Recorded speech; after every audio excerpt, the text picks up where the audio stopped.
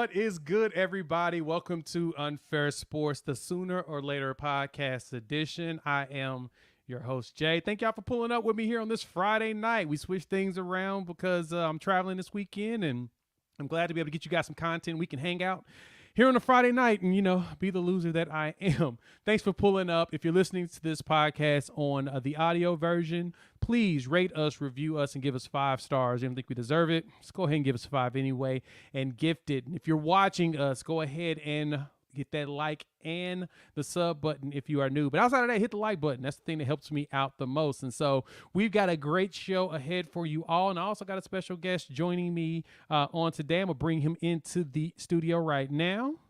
Jason over there at Hall of Fame Media. Jason, what's going on, my man? What's up, man? How's it going? Oh, not too much, bro. Not too much, man. I appreciate you pulling up and chopping it up with me and the people. Let them know where they can find you and all your great content that you're dropping. You can find me on Hall of Fame Media, the Hall of Fame College Football Podcast. That is at CFB-pod on YouTube. Also, Birdie Man Dub on Twitter. And you can kind of catch us everywhere. I'm actually working on my website to get some more stuff out there, just some more visibility. But man, enjoy coming on the show. I appreciate you having me. Yeah, definitely. So, like I mentioned, we've got a lot of great topics to go into. We're going to go a little non-traditional. It's not going to be only OU content this time around. Sorry, everybody. We're going to mix it up a little bit. We're going to talk a little bit of Colorado. I know you're going to be mad. It's okay. We're just doing something to, kill time. Coach Prime, Coach move Prime. it, baby. And then we're going to talk about a big rival, well, in theory, a rival, our former coach. We're going to talk about USC a little bit. Got a couple things on that. But the one thing we're definitely going to jump up on is going to be the offensive line depth this week as we continue the series of talking about the depth at each position, getting your thoughts. So make sure you hop in the comments and let us know who you think is going to take what spot. And if you look to the audio version or whatnot, go over to YouTube and leave a comment there and let us know which position and which player you think is going to play what, because been reading up on some of the stuff that's going on, and it sounds like there's some interesting things on the offensive line. And so we're going to jump right into the first topic itself, and we're just going to jump right into talking about recruiting news and updates. Now, we all know crystal balls have come down the line like crazy. And I dropped a video earlier today that I recorded a day or two ago around the trenches. And, I know that you all mentioned it in the comments before, and I appreciate all of the feedback and telling us what you want to see and hear. And you had talked about, wanting to hear more about the trenches, offensive line. Who are we going after on the offensive line? Because we haven't heard much about it. And so I dropped about 4 players on that list, and we do look like we are trending great with that. Go find that video on the channel. I'll make sure to link it on the replay so you'll have it. But honestly, the crystal balls that's come down the line from like Jaden Hardy as well as Devon Mitchell has really gotten me excited about how not only we have been focused on the defense, we've done a fantastic job of going after the right types of skill position players that will work not only in the Levy system, but will also move towards the NFL. And so, Jason, curious to your thoughts on the latest set that we've had come through. Like, I'm going to go ahead and toss up one that's been jumping around is our boy Devon Mitchell, who is a 5-star out of Los Alamitos, California, but he played high school ball last year at Allen, Texas with Michael Hawkins. What's your thoughts on some of the skills positions that's coming down the line, as well as Mr. Mitchell potentially making Oklahoma his home? Listen, man, if you can get a guy like this tied in, that's a big move, and that's a big get. You kind of figured he would maybe be headed that USC route also because of the fact that obviously he played with those guys that are at USC now. So I would tell you that this is exactly the kind of guys that you're hoping, running backs, tight ends, you're going to get those receivers and stuff like that when you run an offense like this that's going to get the ball, feature them a lot. But running backs, I think that more than anything, when you start getting your guys like tight ends and running backs, I mean, this just goes to show you that they're going to continue to attack the game the way that a lot of Oklahoma fans really want them to, which is run the football. Utilize guys like tight ends. I know this year everybody's excited about having Austin Stogner back, and and then Braden played, fabulous last year, too. So that's the direction you want to see them going in as far as skill people are concerned. I think that one of the things that I know most Oklahoma fans were concerned about was kind of moving the ball but using up some more clock and stuff, better time management, things like that. This is the kind of stuff that, this is going to get you those first downs when you're utilizing your tight ends more, running the football better and stuff like that. So yeah, this will be a big get if they can get him. The fact that he was playing with Michael Hawkins, it seems like a good opportunity there, so I'm excited about it, man. This is one of the ones I've been looking at a lot. Yeah, I'm gonna keep my eyes very much peeled on this one because, like you said, he played with Hawkins, and Hawkins' decision is coming up here April 8th, which is a week from today. He's doing it Easter weekend, so his family can be there for the announcement. And there's only 2 teams in that list. It's Oklahoma and TCU. And so the question is going to be, which one direction does he want to go? It feels more like, based upon all the insiders and stuff and information that's flowing down the pipes, is that he's going to go ahead and pick Oklahoma and be not only the quarterback of the future, but also leverage, legacy, being that his dad played for Brent Venables on the defensive side back in the early 2000s. So I'm stoked at the idea of having him at quarterback. I like everything about him. I heard rumors that Oklahoma may take 2 quarterbacks this class. So don't quote me there, but there is a chance that could be something that could go down. Right. If it does, there is another quarterback that just added us to his top 4, Samaj Jones up there in Pennsylvania. He threw Oklahoma in his top 4. And if that is the case, I don't know what to think because that dude's a stud too. He is a stud, and the comparisons were, I did a video on him a while back, and the comparisons on him was that he was like Jalen Hurts, size-wise. He's 5'11", about 200 pounds, can throw, can run, strong legs, probably squats 400 pounds right now, and will get to 600 pounds once he gets to college. And so you've got a lot of players that is potential, and so I'm going to add some film here, though, on Mitchell, because watching him play football has been just absurd. And when I was watching his film, he's good. He's talented. He can catch. He's big. He's skilled. He has good hands. Everything about him is unreal. High points to football. Yeah. I've enjoyed watching this guy's film. I have as well. And it looks like my film is acting up. We're going to go ahead and remove it and come back to that another time. But that is one player that I'm curious to see quarterback-wise with Hawkins, and if we do bring in Jones, if that does any change for Mitchell. Because if I'm correct, Mitchell was a big Oklahoma kid. Alabama kid. He's from Alabama, raised in Alabama, then grew up in high school in Texas, and now he is here. But Joe Jon Finley has done a great job of just recruiting tight ends in general. We've had some really good ones go to the pros. So adding a player like Mitchell, like I said, it's a huge deal. So outside of that, the running back position, man, we're still waiting. We've got a lot of them. We've got 3, maybe 4 that looks like we could be potentially in. I think James Peoples dropped his top whatever, and Oklahoma's on that list also, even though that room gets better by the freaking minute, man. Yeah, man. It's good Lord. Looking at what DeMarco better by the minute. Oh, dude, DeMarco just continues to be.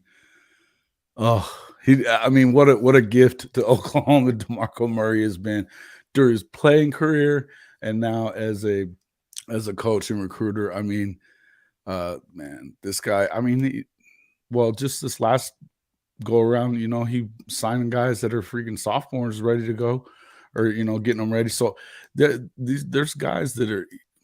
It's not, this entire staff really just puts a premium on signing the best players. And that's something that, we were talking about that the other day on, I believe, Ty's show.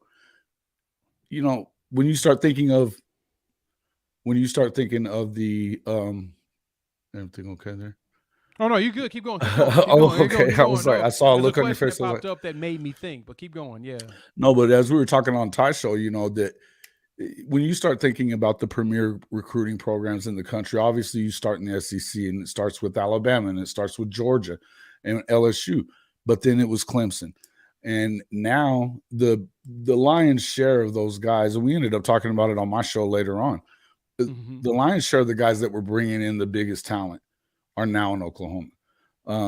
And I think it's obviously shown up for this recruiting cycle, getting the number 4 for 2023. All signs point to they could be as high as top 3 this time around. Obviously, you're going to have to wait and see kind of what happens with the season.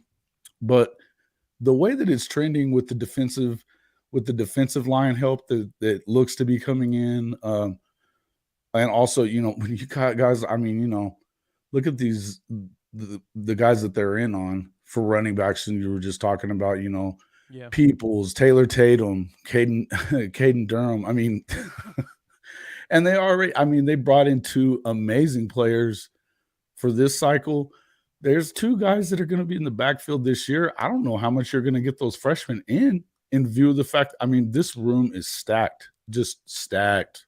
So, Agreed. So a question on this one, Dominic asked this one is, what's good with you? Is Mitchell still a 5-star if he classifies? Yeah, all I've heard is that if he reclassifies, he's going to probably keep his 5-star status just because of how freakish of an athlete he is. Of course, we got to wait and see if it happens. I'm not sure. We'll have to, of course, wait until we can confirm it, but that's what I've seen. Kim, Sawyer, hey, what's going on? And this question, the statement more so, is that is exactly what it is.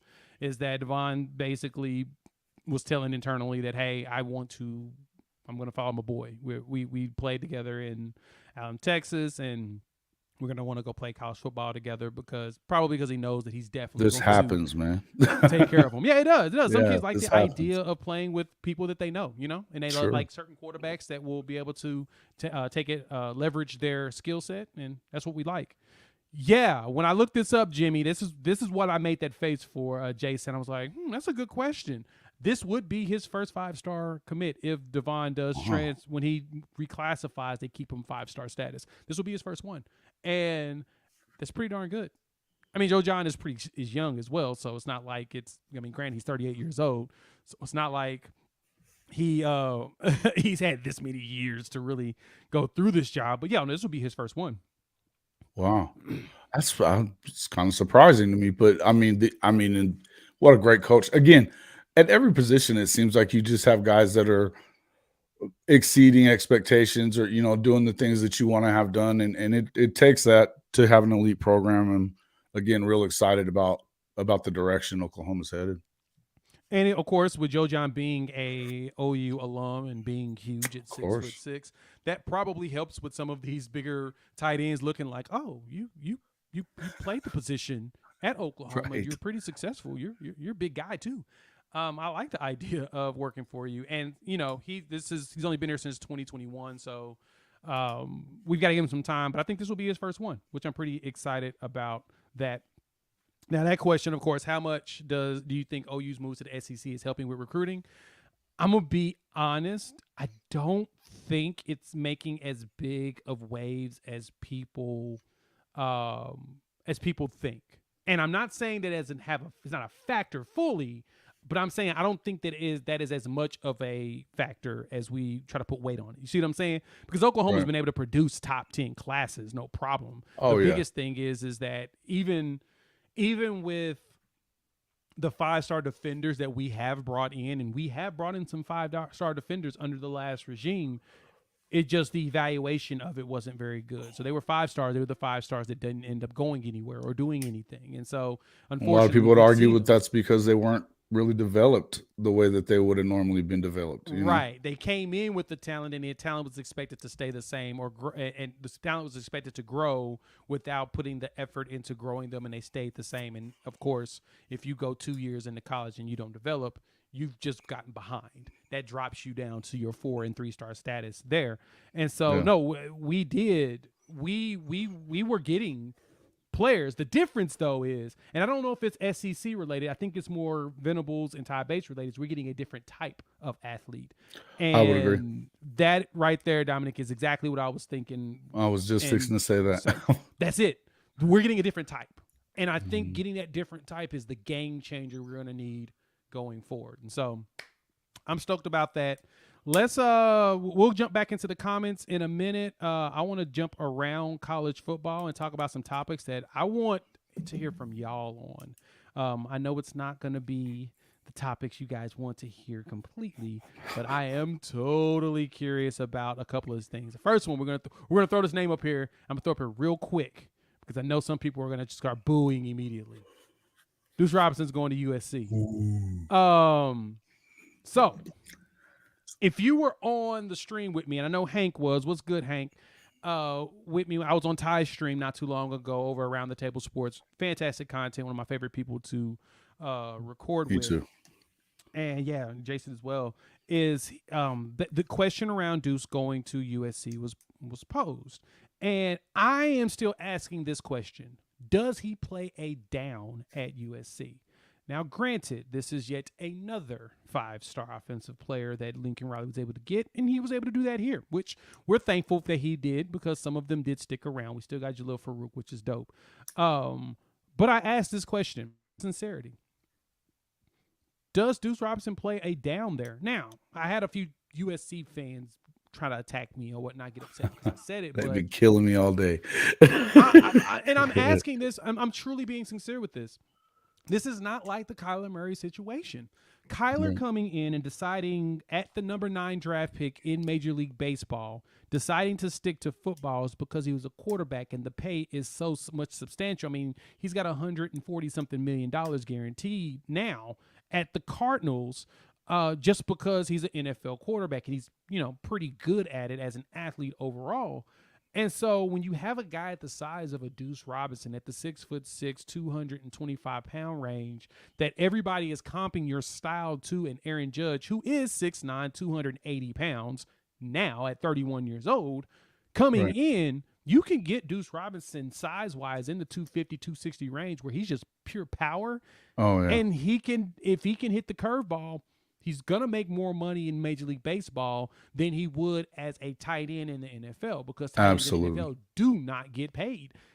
If they move in a wide receiver, he still ain't going to make the kind of money he can make in baseball. I mean, hell, Aaron Judge at 31 just signed, a 9-year deal worth $360 million. You're seeing $300 million contracts all the time for sluggers like that. Fully guaranteed, too. That's why I asked the question, does he even play a down at USC? I think it's a great question. I think no. And, we talked about it today off air precast, and I thought, man, I hadn't really thought about that, but I don't think there's any way he goes and plays football if you're going to be that top 10 pick, which he's probably going to be a top 10 pick. I mean, you're looking at a guy that, you throw on another 10, 15, 20 pounds, and all of a sudden he's pure power. Look, those guys take a chance on guys. There's a lot. You talk about the bust ratio for baseball in comparison to football. You'd be surprised at how many guys wash out of it. But when they give you the money, it's all guaranteed. That's the one thing about baseball in comparison to playing football. It's the smart. I still thought it was a smarter. At least leading up to him winning the Heisman and then, being projected to go number 1. I still wasn't sure that Kyler was going to make the decision that he made.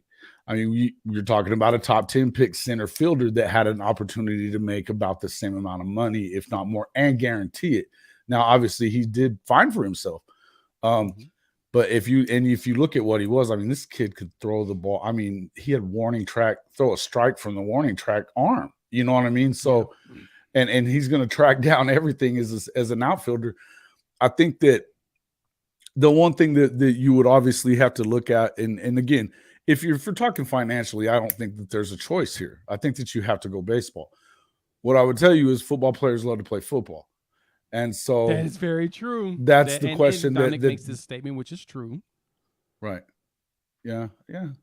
It's true. It's a very true point, Jason. That it and in his commitment video, that's basically what it was. It was the connection to the game. Absolutely. But at Pinnacle, this is obviously where Spencer Rattler came from. This is a big time program in Phoenix. That we're not talking about I mean, they go there to play football. It's not about baseball. It's about football. And so this guy is a football player. Um, it's a good question. Will he ever play? Maybe, maybe not. But truth of it is, I mean, is there not a way that he can somehow parlay it into the same way that Kyler did? Because you get drafted over and over again. And if you can play both things, which he probably can, then I could see him, because when they draft you and stuff like that, and I mean, he's going to now, especially, you could get paid and still be playing baseball and football. Let me ask this question to the audience too. I want y'all to chime in here in the comments and tell me what you guys think about this. Do you think he could pull like a Chris Winkie, go play baseball for a couple years and be like, this ain't working out, and then come back to USC and play football? I'm curious if he can do that. And now, if he does something like that, because by the time he comes back to play college football, he'll be in his probably 2 years in baseball is probably the longest he'd go. So that puts him at about 20 years old. And so he'd be, come to college as a freshman at 20 years old, be bigger than everybody, stronger than everybody, and probably dominate at the tight end position, play for only a couple of years because you technically only got to be removed 3 years from high school to go to the NFL draft, and potentially make himself a, first round draft pick and be able to do that a little bit later in his life. Would that make sense for a player of his caliber? Now, I see why Kyler did not do it. Because, it made sense not to at the, at his ability. He's starting at one of the premier programs at Oklahoma, and he's going to go out there. Then he wins the Heisman. And so it's like, you made the right choice of staying. Now he's making millions in the NFL, and he's fine. But I'm curious, like, as Hank mentioned here, if he goes 360, 25 bombs. Number one pick, yeah. I get that. And I don't think he's going to play baseball at USC. I think he's only going to play football, and I think that he's going to So would he play baseball in the minors then coming up or like developmental? Choose. Oh, well, I think he could do like the spring training stuff once he gets drafted. Because Kyler did that. Kyler did that. Cedric Benson did that at Texas. I know because when I was at Midland, Texas, that's where Cedric was from, and so he played pro baseball. Now Mac hated it, but he did it. So he took that baseball bread, which I'm not mad about. Hey man, I'm curious to how big his signing bonus would be. But like I said, his comp, he every comp that I've seen about him, which honestly is a little bit far-fetched this early, but everybody's been saying Aaron Judge. And I'm just like, okay, guys, Aaron Judge is a monster. But at the same time, I've watched some of his swings. I'm just like, oh, I can kind of see it. Makes sense. And Kim, this was the question that I asked. Will Lincoln Riley even be there at the time? And I say that because they've been trying to push this dude in the NFL for the last few years. I mean, they was pushing him there when he was here at Oklahoma. Is he going to actually be there for this to go down? I don't know if he'll still be around at the time. So that's where the conversation gets intriguing to me is, will Deuce Robinson still be around once all of this goes down? Will he still be at USC? Well, and a lot of your audience is in my audience too. And I mean, Kim's been talking about it. I know, especially guys like Hank and listen, there's a question about whether he's going to be there or not for a reason. I mean, he split on Oklahoma the way he did. There is a lot of lure there for the NFL, and he's about to have probably his third number one pick after this season. As far as his days being numbered, Kim is saying that if he doesn't produce, his days are numbered. Well, he produced already. They went to a New Year's Six. They're excited about him. If you pay any attention to these USC fans, as crazy as they may be, they are excited about him there. He's adding recruits, at least on the offensive side of the ball. Now, Oklahoma fans all look at it as, hey, we've seen this story before. We already know what this is. But what this movie's going to be. But USC fans don't get it that way. They absolutely do not get it that way. You can go on my comments of the video I put out this morning, the replay from the Tuesday, and it'll tell you that they are very much excited about him, and we're just all a bunch of crazy people. But so the other part of it is he's got $100 million contract. They're not going to let him go anywhere just yet, unless he was to take something else. Yeah, we did read the book, so it's again. I feel like this is a situation where if I think he's gonna be there for a minute. Doesn't he want to see what Malachi's about? I mean, everything that you keep hearing, I don't know how Malachi could be better than Caleb Williams, but everybody talks about Malachi Nelson like he may be the next coming of him anyway. So yeah, that's fair. Makai Lemon, I mean, this guy, I mean, and then you got a guy like this. If you could get this kid to come play football, holy crap, I mean, and 6'6" tight end, sheesh. I mean, look at what Georgia was doing, and like when Ty was talking about it on his channel, really one of the comments was like, "You're just happy that he didn't go to Georgia," and I'm looking at him like, "Yeah, I'm happy he didn't go to Georgia either."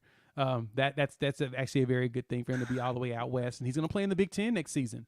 Not this coming, but in 24, he'll be playing in Big Ten. Yeah, you'd have to probably deal with them in the playoff at some point, but yeah.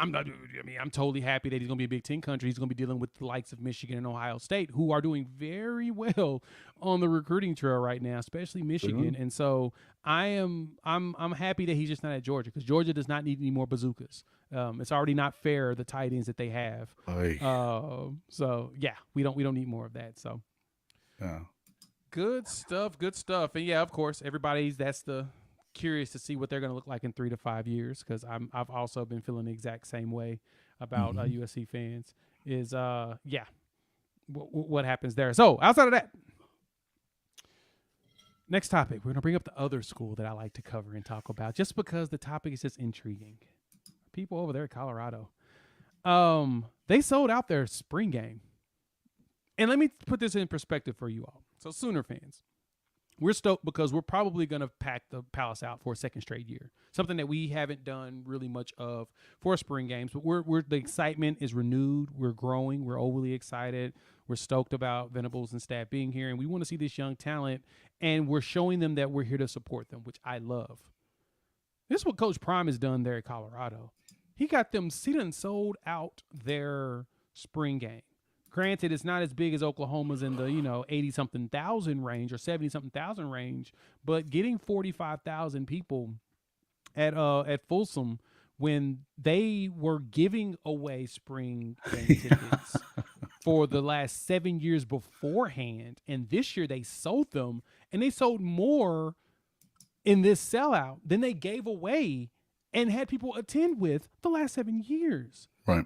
That's huge.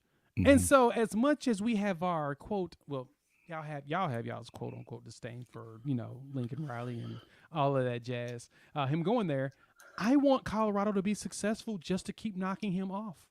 I mean, I know a lot of people don't like Coach Prime and the flashiness and everything that goes with him, but the excitement to me behind all of this is that they're going to be a problem in the pack this coming season. Yeah. And then next season, if they decide to they're smart, they come to the Big 12.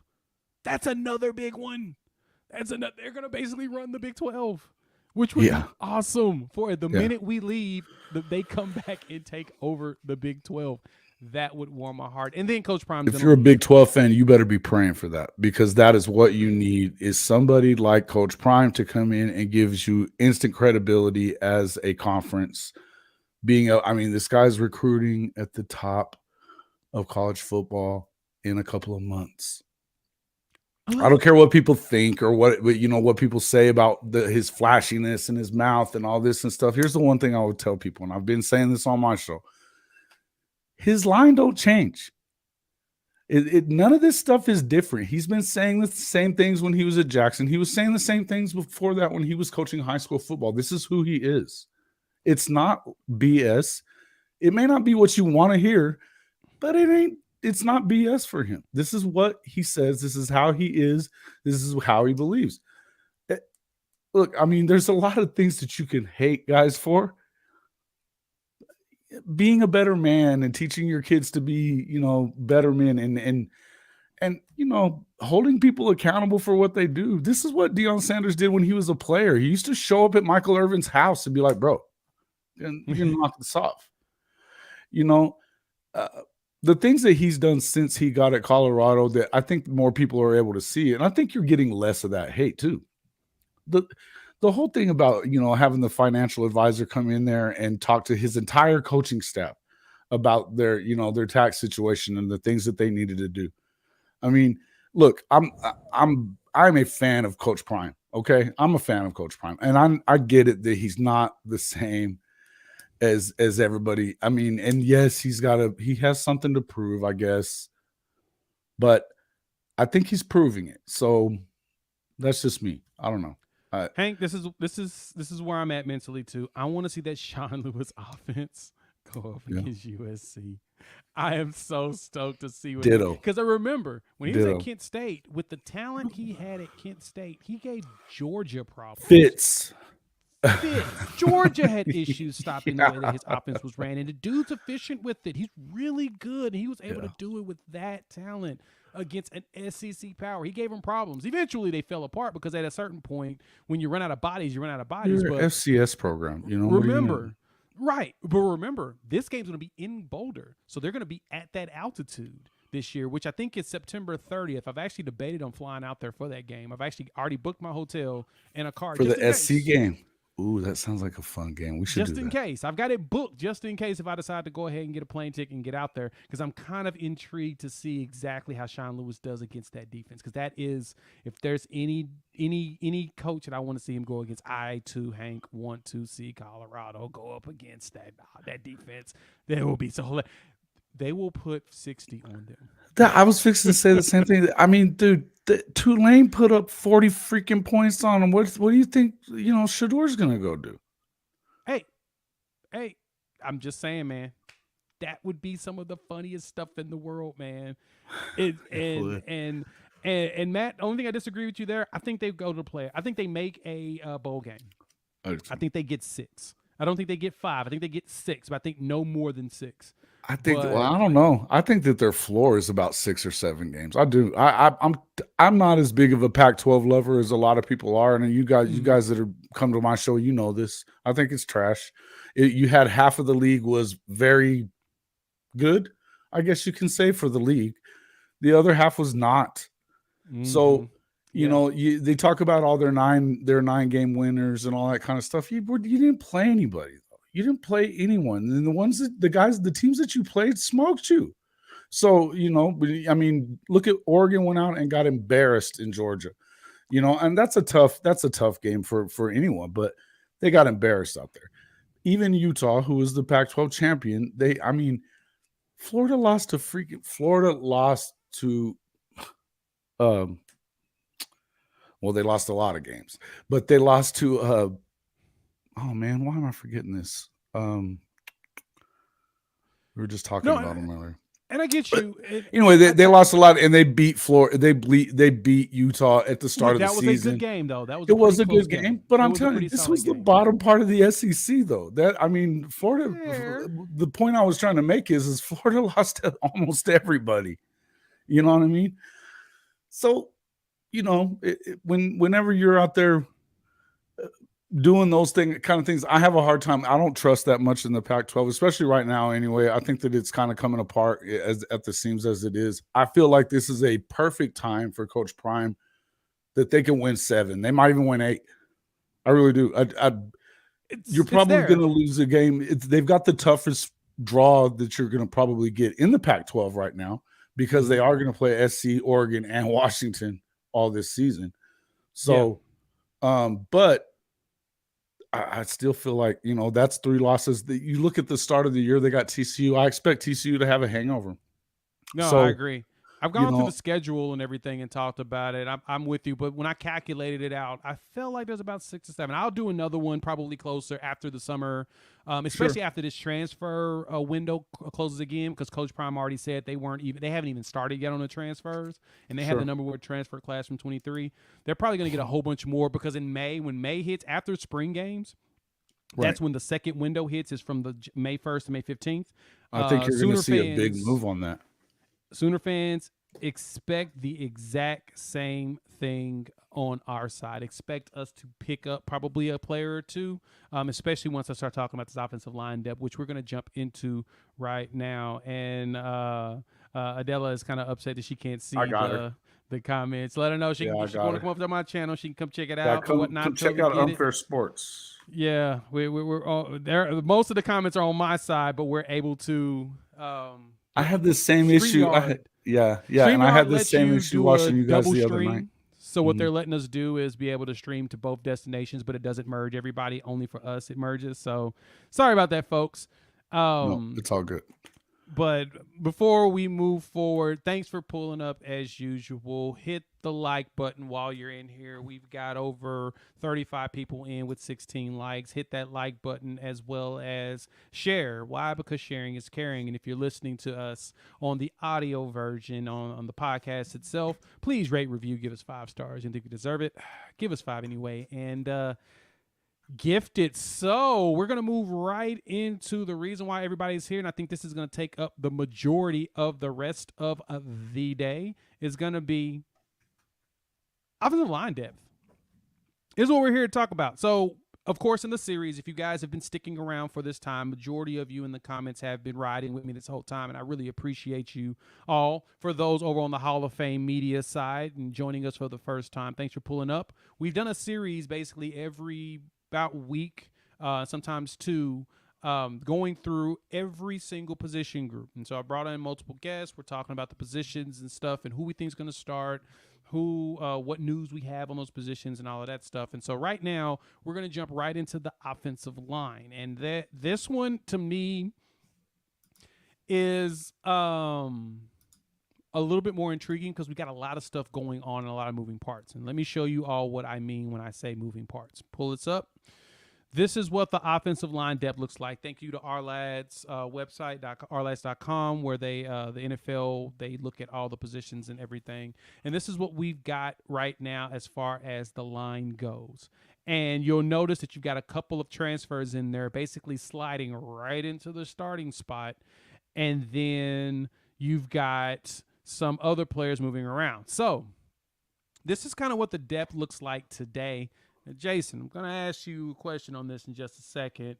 And so I want you to be thinking about this freshman right here, Caden Green, when I tell you this. So Walter has had shoulder surgery before he transferred to Oklahoma. So he's technically out. He's not been playing. And we all know Jacob got hurt at Florida State. And I'm going to be absolutely honest. I'm fearful we do not see him until late in the season. And I'm thinking late in the season because he had ACL tear, and that's usually a 8 to 12 month recovery period. Now he could be a freakish athlete and recover like Adrian Peterson did in like 2 months, and then walk out there and be running people over. But I don't see that happening. We're going to be realistic here. Not everybody's Adrian Peterson. So right, exactly. So those guys don't get born very often. So seeing the videos and stuff, we're seeing Caden Green take snaps with the ones. Yeah. Jason, do you think that Caden Green can walk out there and take the starting spot until Walter is actually fully healthy? I mean, I think it's possible. And I mean, when you look at his size, you look at what he's doing, and he's apparently looking very good. He's holding his own there. Obviously left tackle is kind of a scary place to start a freshman at, although no, not now. Yeah, well, because of the fact that obviously the right tackle is more important for a lefty. There you go. Right. I get it. That's what I was saying. I was saying left tackle is the scariest place unless you have a left-handed quarterback in Dylan Gabriel, which we do. But that being said, listen, I don't think that when you got Bill Veenbolt coaching them up and doing the things that they do, and then you've got Smitty, and this is a big kid.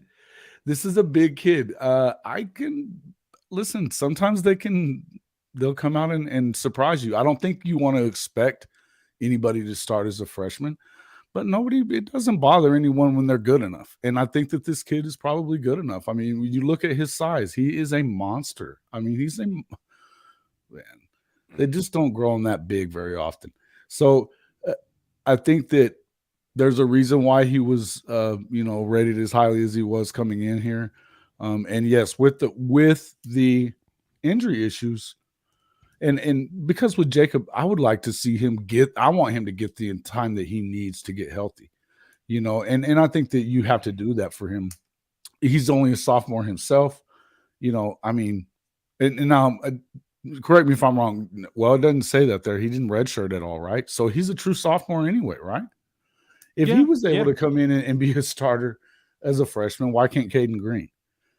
So that's where I would, and Walter being obviously depth wise, you're hoping that he's going to be okay as well. But I don't know. I think that the good news is, you will have some depth there, and you also know that some of these positions they're going to move them around if they have to. I trust the offensive line folks at Oklahoma, man. I just do. Agreed. So, I 100% trust Beatenbow to decide where to go. And when I dropped the video earlier today, and that was the one thing I was hoping I emphasized and people understood when I was pointed out, was that I understand the stars are exciting because it looks good with ratings and all of that. But Beatenbow is really good about finding the particular player that plays the best for what we need to do and putting them out there. Now, the other thing to think about this on here too is this list does not include the huge PWOs we brought in this past cycle. We had a couple of big linemen that were in the 6'8", 6'7" range that came in as preferred walk-ons, mainly because they played at smaller schools like 8-man football or whatnot. And there's a lot more depth here than we know of. We just haven't got a chance to see them because they've got to get developed. And if they develop, we may actually see them on the field soon. And if we get them on the field and they develop properly, you could see some monsters out there standing around. And so, like you kind of mentioned, left tackle is only important when your quarterback's right-handed. It's better for a freshman because then Dylan Gabriel can see what's going on. I do see Green getting a lot of game this year. I'm not going to say that I see him starting, but I do see him a lot of game unless Walter's not ready. If Walter's not ready, he does start. Nobody else is going to take that. I don't think Parks moves over to the left tackle position at all. I think you want to keep Parks over here with Tyler Guyton, who has developed. Oh my God! Like, folks, bro. I remember when Guyton was transferred here from TCU last year, and he was one of those people that everyone considered truly a development player. He's one of those players everybody looked at and said, man, he's one of those players you got to groom and grow. He's not ready. He's way too raw, blah, blah, blah. He came out this past year. He played a lot better than expected this past season. And I am happy that we got him to come over from TCU. And he stuck out. He's definitely got that spot. He's learned a lot from Wanya Morris. He's learned a lot from the veteran lineman that we had. Anton Harrison. And he's done nothing but grow, and I see him as that guy this coming season. He's going to be the lineman that's going to be projected almost, if not first round, early second round next season because of his play with us. It was commented in here a minute ago, I forgot to save it, was that if Matauer didn't come, I'm so glad that we got him to transfer too, because he struggled. I guess you could say he kind of did struggle at the left guard spot, looked a lot better at right guard in the bowl game, but I think that there may be something that we don't know. Now, granted, this is just a projected depth chart. This isn't a guarantee. Sure. We're talking through this together as a family, viewers. I want you all to know that as fans in a family.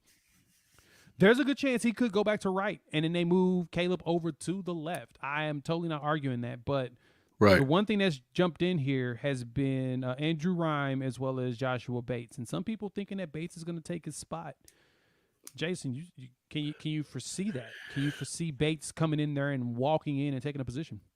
It's a bit surprising when you start looking at it because of the fact that one's a senior and one's a true freshman.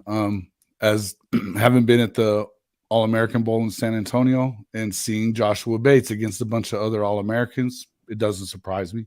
This is another big dude, and you want to talk about a guy that loves the idea of being an Oklahoma Sooner, man. I love me some Joshua Bates, man. I really do. Oh boy, I do.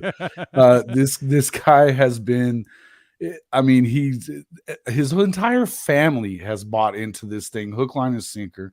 You think of guys like him. I mean, I know that almost everybody does, but when you start thinking about the families that really buy into the culture, you start thinking about Makari Vickers and you start thinking about Joshua Bates. These guys, I mean, they love the idea of being an Oklahoma Sooner. Joshua Bates talks about, I can't see him wanting to leave when his senior season's over with. So I'm excited for him, and I think that he comes out and he works hard and he wants to be a part of it. If he's the right guy for the job, I think that you go ahead and do it. And yeah, Tim's right. He's a dude. He's a monster, man. And I'm telling you, you could see, pretty good seats at this game. At the All-American game. I mean, there were, these are all All-Americans. The Oklahoma guys stood out in this game at every position. Makari shut down the entire side of the field. Joshua Bates, nobody was touching the quarterback from his area, and obviously being a center, he was in charge of that offensive line.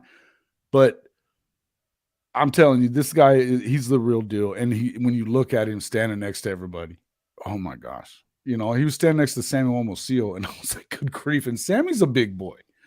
He really is. Yeah, and this guy kind of dwarfed him. You know what I mean? It's just like he made him look normal size. So yeah, I'm telling you, man, he's gonna be good. I think that Rame, we're gonna see if he's kind of gotten it together. Hey, look, man, again, I trust this offensive line staff to do what they do. Bimbo is the best in the business at what he does. And then in the fact that you have brought back Schmitty and got, the strength and conditioning program up there. I mean, we've been talking about it on my show a lot. These guys are just, look at these guys. It looks so much different than it did 2 years ago out there on that field. And we're talking about a bunch of freshmen too, No, that's true. No, you're 100% right. That's kind of the big one. And I like Matt here pointing out, this is his starting lineup. Okay. Hop in the comments, y'all. Y'all can definitely let me know who else y'all think is going to start through here. Matt's going with Rouse, Bird, interesting, Ryan Bates, and Guyton. So I don't know if Bates moves past the center. I think that he stays at the center. I think he becomes our next Creed Humphrey. I think he does too. Personally, and we know Ryan has been having some injury issues in his career, and so there's a very good chance that we get that. And so yeah, I'm kind of intrigued on just how fast these two freshmen rise up and start taking some of these spots or push people to take their spots. Matower is going to have to really show up this year because I think Savion is going to push to take his spot, but I don't think Savion takes his spot this season just because of the experience and the strength. I think that that's going to probably be that's going to be, yeah. I don't see that happening. But outside of that, man, I mean, I want to see what Jake Taylor looks like too. I'm curious to where he goes. I'm sad that Sexton is going to be down for a bit. I want to see what Jake Taylor looks like. I want to see how he helps grow that line. And another thing, I do believe we'll take another lineman in the transfer portal. I think so too. Come May. You never have enough depth there. You never have enough depth at that position. I mean, I don't care how deep you are. I mean, you want to be kind of like they are in getting in the running back room. You want to be super deep, and with just talent after talent after talent. And because it's just that's the spot where everybody gets hurt. Injuries happen. Yeah, it just happens, And so to me, I think that the bigger they get there, and especially going into the SEC, it's so good that they did bring in Smitty. They got him back, and so to kind of change things up, and I just feel like, I'm excited about it. This, I was glad that you were bringing this up because I wanted to kind of dive into a little bit and go through it with you. I'm excited about this offensive line, and Caden. I think he's going to be unbelievable. But I was ready to talk about Joshua Bates for sure. I think that he's just. Man, I love his family. It's so fun to watch the enjoyment that they have out of being Oklahoma. Oh yeah, man. Bates is that dude, man, and I think that he's going to be one of those that's going to stand out quickly. Like he could take the spot and play. And I think so, so. yeah, the question around is, I saw James pop this up. He asked, he mentioned about the double zeros. I think that they Yeah. just haven't selected their numbers or thrown their numbers in there yet officially. We'll Right. probably get those official numbers right at the spring game. I'm just waiting for them to drop the spring game depth chart and who's going to play on which side of the ball. We'll probably see that the week of the spring game, which is April 22nd. Question, hop in the comments. Who's coming to the game? Who's going to be at the spring game? Things in my life may have aligned that I may actually show up in Norman and just walk around just for the heck of it. If it does work out properly in that nature, I would love to try to connect with some of y'all. So who's all going to be at the spring game? I know the goal is to sell out the Palace. I'm not sure if I'll be at the game. I'm going to have it recorded so that I can hop online and watch it all night and the next day. Let me know. I'm curious who's going to be around and floating. You'll know what to look for. I'll have on the dreads, and I'll probably have on my BV t-shirt just because, it's the one shirt that will get everybody's attention or whatnot. We got a solid question here. You going to be there? I'm going to be there, man. In fact, Adela, she got me the hookup on one of the, she asked me if I wanted to get the other ticket that she had gotten. And so I was like, heck yeah, because she got them close. So I'm going to be there. When are you coming into town? I will probably be there a day or so early, at least. So I think it'd be a good time for everybody to get together. We can maybe do a little show, on location or something, maybe throw something together like that. That'd be kind of cool. Definitely want to, I'm excited about that. That's something that I haven't been to a spring game in a long time. So it's going to be a lot of fun. It's been a few years for me as well. Usually every year my son usually has a tournament out of town. Like this year we were supposed to be in Dallas for a soccer tournament. And so like last year I was out of town for another tournament and I just recorded it, went back and watched it and talked about it afterwards. But since they actually the tournament in Texas he's supposed to be at they had too many, I guess, entries and his team got pulled. I don't have to go to Dallas now. I don't have to go to the Plano area for a game. So nice. It's opening up that weekend for me so far. And if it opens up all the way, I may just pull up and show face. So let me hop in here. Bourbon, my boy Matt has a question. Matt says sign some autographs. You'll be in there signing autographs. You are that famous guy, bro. Man, I ain't that guy yet, man. I ain't nobody. I'm still nobody. No, I'm not. I'm just here. He wasn't talking about me. With y'all, man. Y'all just dope. I appreciate it. That actually warmed my heart and makes me chuckle internally, the thought of doing autographs. But no, Matt asked this question. What's the big difference between body development that you guys have seen from Riley's team to Brent's team in year 2? We 100% that there's a massive difference in just the size and stature of these players coming into the spring game. I remember seeing pictures of like R. Mason Thomas putting on weight and how big he's gotten just with his workout regimen. Derek LeBlanc put on some weight because once they commit, they give the players a workout routine and say, hey, do this, get yourself going in preparation for them coming into town. And so I have seen honestly, these look like men already, which is kind of terrifying. I'm going to be honest. The picture of all the guys in the linebackers that was floating around on Twitter and stuff, just the linebacker group, and obviously BV's over there smashing the crap out of the Bachman sled himself, which was funny. He gets so wound up. I love watching BV coach, man. He just he loves what he's doing. But yeah, I was talking to coach about that yesterday. They do look like SEC guys. These guys are bigger, stronger, faster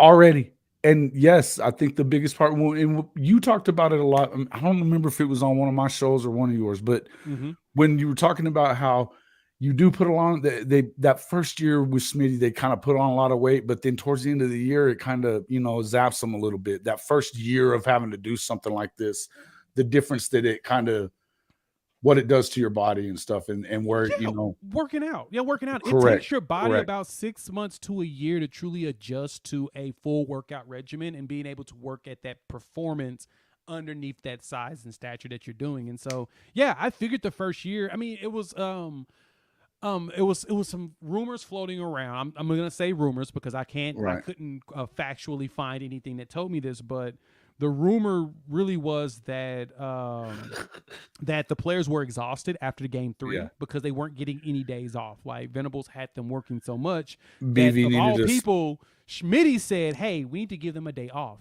was hilarious. They're tired." Yeah. So because of that, they took a day off, but they were working so much that you could start seeing the fatigue out of them. And I think that's kind of what happened to them late in the season. Attrition hit us because we didn't have enough bodies, and then we just started getting exhausted because the one thing that we didn't have a very good grasp on is we didn't have a really good PWO program at Oklahoma with the last regime. Like we didn't have a really good walk-on program, in which why now you may see a lot of videos I post about walk-ons, PWOs, specifically because they are They key picked up some in development ridiculous and practice. PWOs. That's why. Yeah. Yeah, sometimes you pick up players that like Gavin Freeman, go out there and score a touchdown on your first touch. I mean, you're gonna find a diamond You're in the going to rough. see every the once same in a thing in while. Brandon this year. I think that kid is unreal. Yeah, I'm with you, man. Yeah, Richard Simmons as your strength coach does. I was hoping you were going to highlight this one. Thank you, Jimmy. I was trying not to laugh so hard because he was talking right then. This is a great one. I love it. Thank you, Jimmy. You always bring in some good comic relief with that, but that's actually a really good one. And this is exactly true. Like they were exhausted. Stutzman and Ugwebu never came off the field. I mean, they both had the amount of snaps that they had. I think those were records for OU players. And so, yeah, not wild. And I mean, but they had to do it though. I mean, it was one of those things. As bad as that, yeah. Brandon Harper, I think that he's going to be unbelievably good. Matt, that's who I was talking about for PWO. Brandon, look, man, you don't go and score that many freaking touchdowns and not be unreal.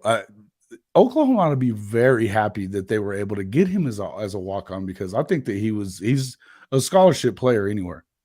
You know who else is good? You know who's going to jump off the screen? I made a short about him for y'all to watch out for. Is Braylon Colgrove. He had knee surgery his senior year. He recently did a as we transition over into just talking PWOs. Right. He ran a 10-4-1 in track 22 weeks after surgery. Oh my! A 10-4-1 on the 100. Yeah. He ran a 10-4-1. That's insane. That's insane fast. And after an injury like that. Wow. And we've talked about, some of these guys that right. Yeah. Keep going. Yeah. No, we've talked about on my show a lot of these. I do a lot of under the radar recruits. My recruiting, I mean, you guys, you and PG kind of have that on lock over here. And I kind of defer to you guys when it comes to a lot of this stuff on the recruiting end. But I like to really pay attention to these guys that are under the radar and doing the things that they do. I've got a guy out of San Antonio. He's going to be playing at JUCO at Navarro, JC, as the receiver. And I think you've seen him, Darian. Yeah. Dude, this guy, there's going to be somebody that's going to catch on with him, and he's going to be a superstar. I mean, he had 19 touchdowns as a senior and 81 catches. I mean, he high points everything, 6'3", 200 pounds now, working out like a madman. I cannot wait to see where he catches on. Darian Holmes, man, the kid is going to end up doing some good things. I keep hoping that, they're going to pay attention to him over here in Oklahoma, but they haven't really yet. So go to JUCO, do something stupid, and then get put. They got a good coach there too. So I'm excited about his opportunity at Navarro. Hey, that's why I'm also excited about Kendall Dobie coming here, man. NEO, we're dipping back in the JUCO pot as well, something that we haven't really done a lot of either over the last few years.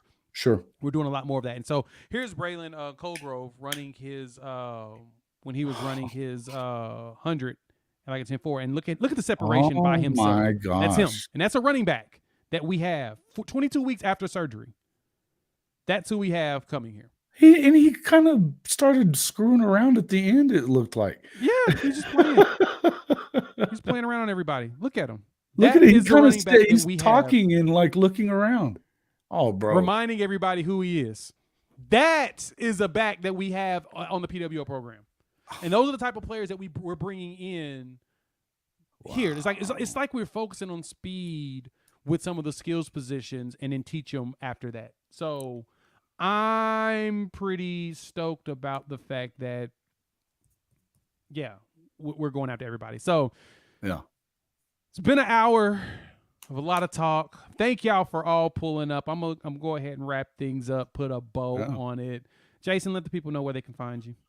Find me on YouTube. It'd be just at CFB-pod, at CFB-pod. It's the Hall of Fame College Football Podcast, Hall of Fame Media.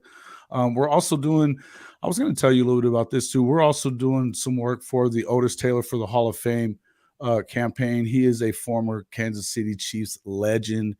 It is absolutely ridiculous that he's not already a Hall of Famer. Go and check us out on that one too. It's the Way Past Due channel, also on YouTube. So we're actually going to be doing some more work on that. Got one coming up pretty soon with Mr. Bobby Butler, who played football at Florida State, later with the Atlanta Falcons in that defensive backfield with Coach Prime. We will be having him on the show here soon. Actually, I'm trying to get him on to come on both shows. So, you guys check that out. And he's man, that guy's a lot of fun. I talked to him just kind of like a pre cast show last week. We ended up talking for an hour. It's going to be a blast. I can't wait. That's dope, man. That's good stuff, man. Keep going with that campaign. Keep pushing. So for we're those gonna get him in. That's all to it. We are gonna get him in. It's a travesty that he's not a Hall of Famer, guys. I'm telling you. Yeah, it's some wild stuff, man. That's pretty wild. But hit that like button. If you're new to the channel, hit the subscribe. If you're over on the Hall of Fame side, come join us here. If you haven't joined on Hall of Fame, go check out his content. My man be dropping some stuff and some gems and bringing out a lot of players that are not really being looked at that should be looked at. And so, you know me, I'm all about giving that exposure. So thank you, man. Appreciate y'all pulling up. And you know what? We will chop it up with you all, I don't know, in about a day or so. Have a good weekend, everybody. Peace. Have a good one, guys.